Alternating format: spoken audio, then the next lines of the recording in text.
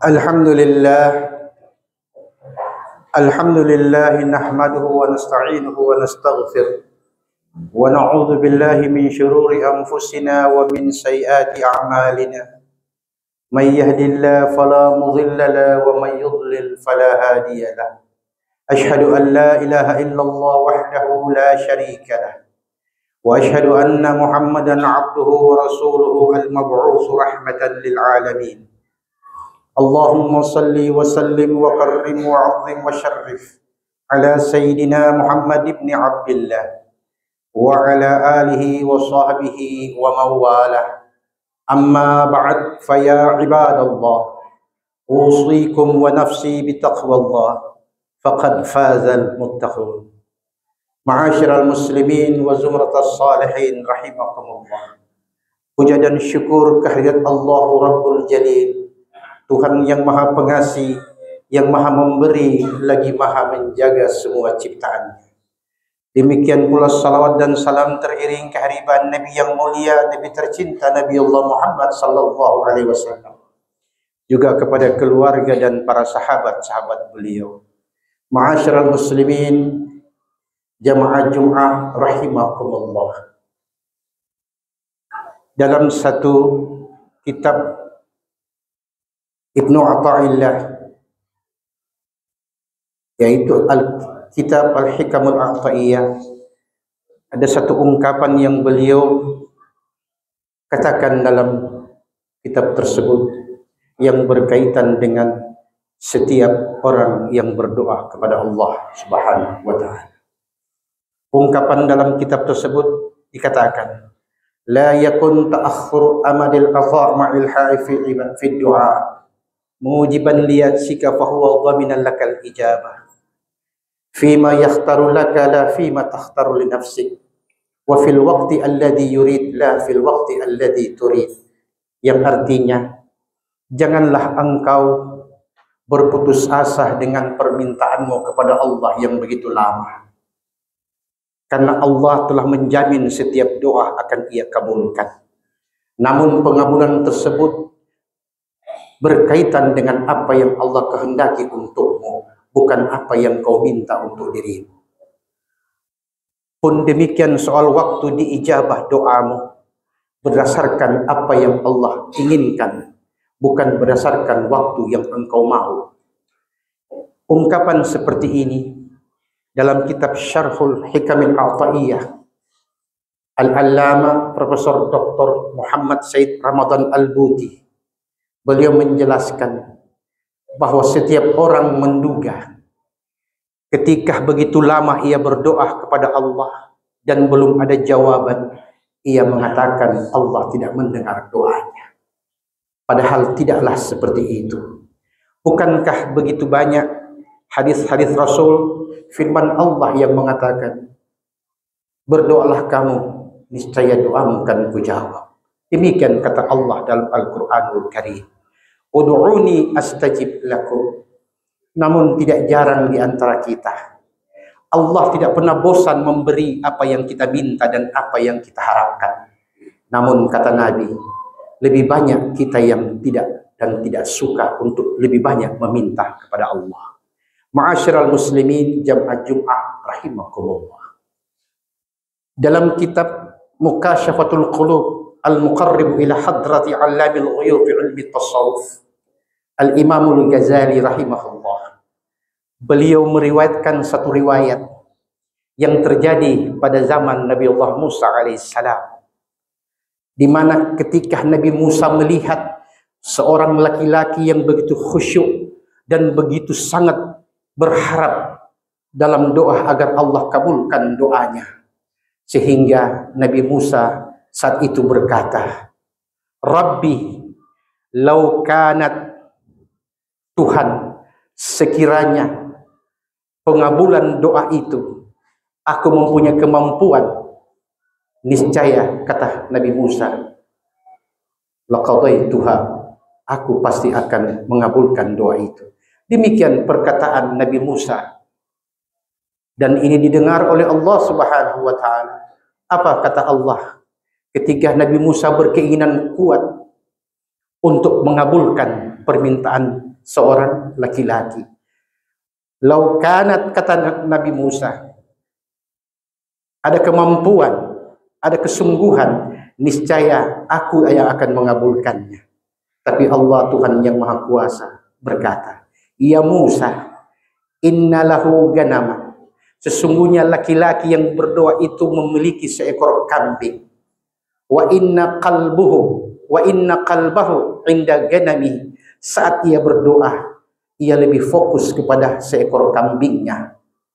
Ya Musa, inni la astajibu doa abdi yad'uni wa qalbuhu inda ghairi.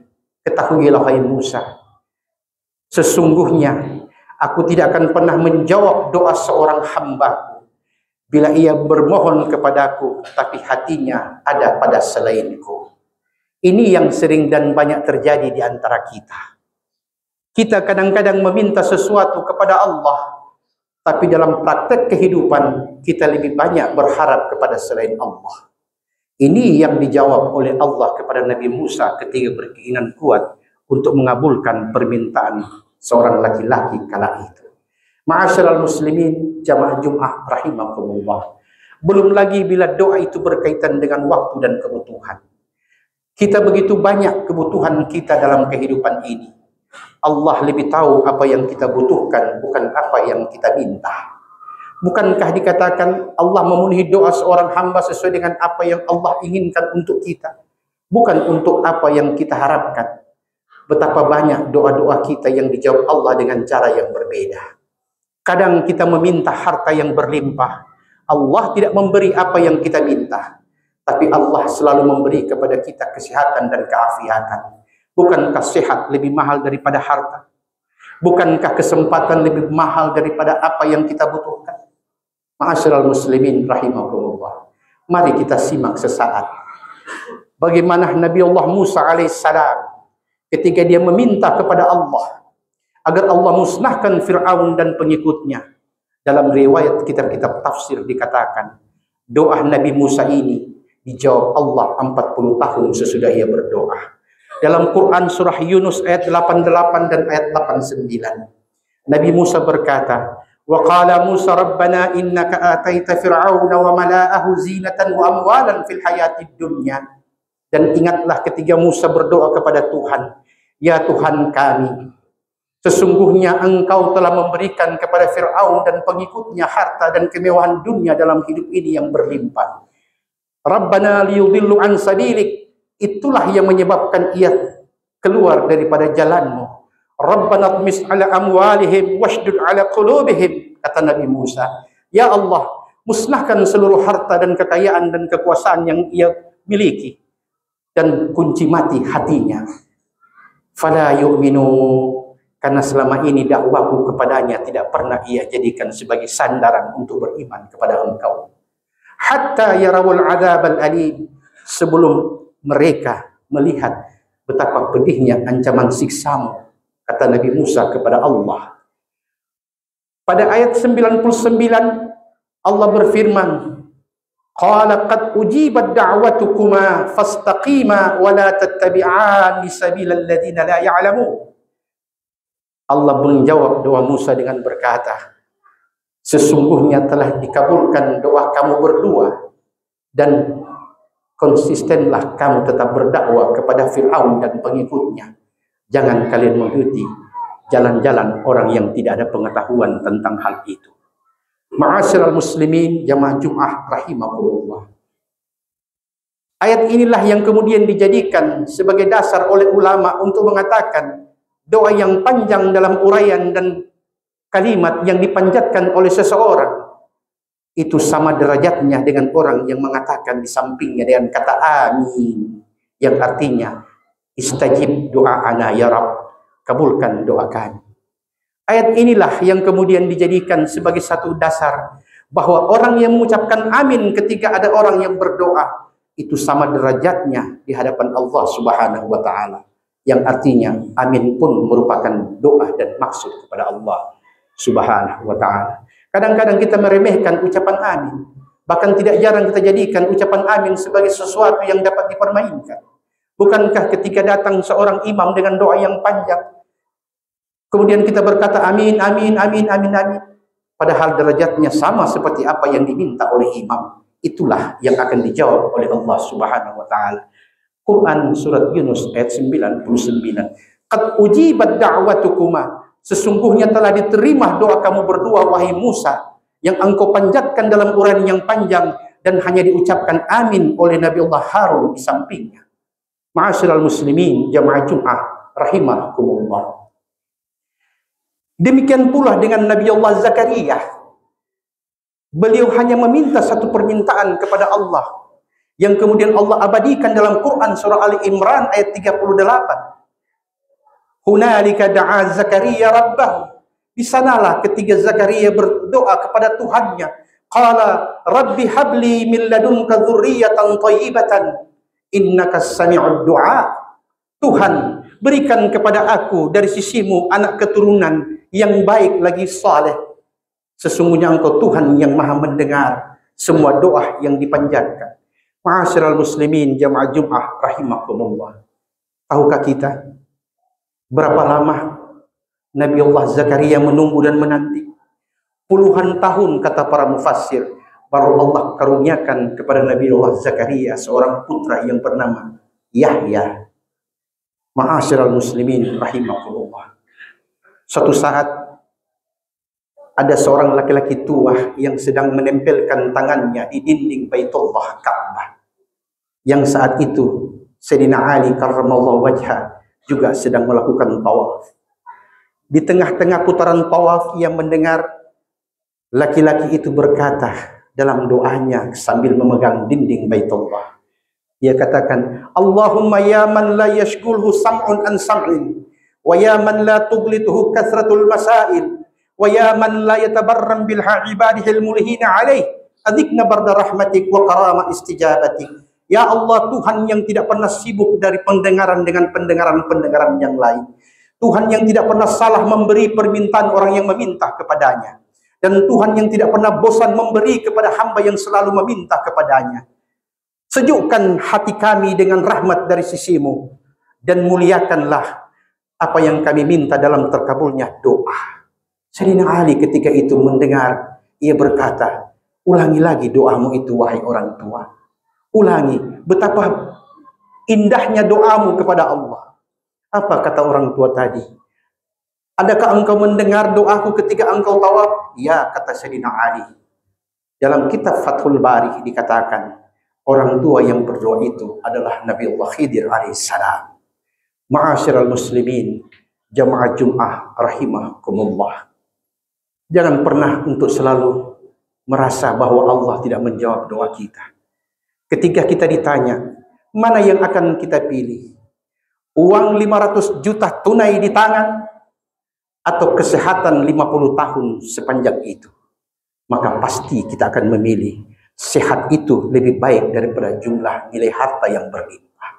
Kadang Allah mengabulkan permintaan kita dalam bentuk yang Allah kehendaki, karena Allah tahu apa yang kita butuhkan.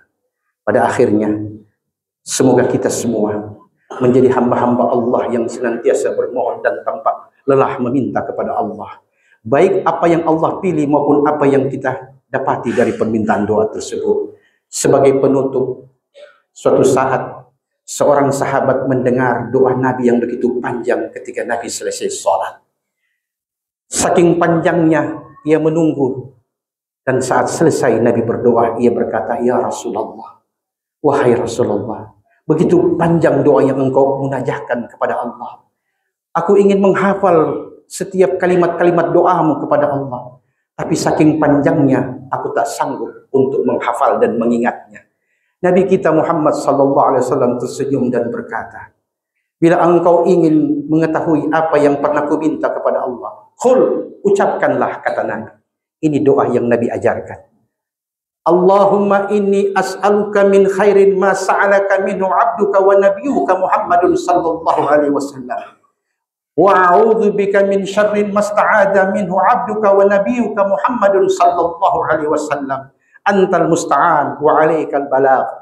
Yang artinya, ya Allah, Aku minta kepadamu kebaikan sebagaimana yang pernah diminta semua oleh nabimu dan hambamu Nabi Allah Muhammad sallallahu alaihi wasallam.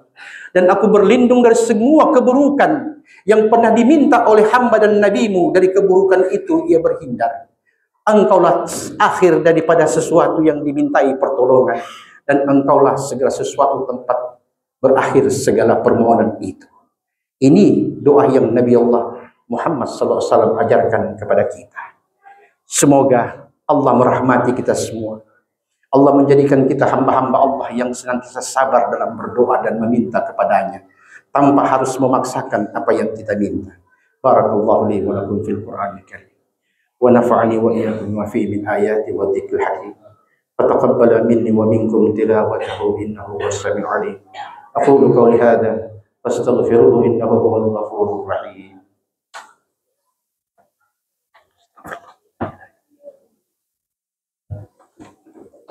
Alhamdulillahilladzi amarna bil ittihadi wal i'tisam bihablillahil matin. Asyhadu an la ilaha illallah wahdahu la syarika lah wa asyhadu anna Muhammadan 'abduhu wa rasuluhu al-mab'uts rahmatan lil alamin. Allahumma shalli wa sallim ala sayyidina Muhammad wa ala alihi wa sahbihi ajma'in. Amma ba'd.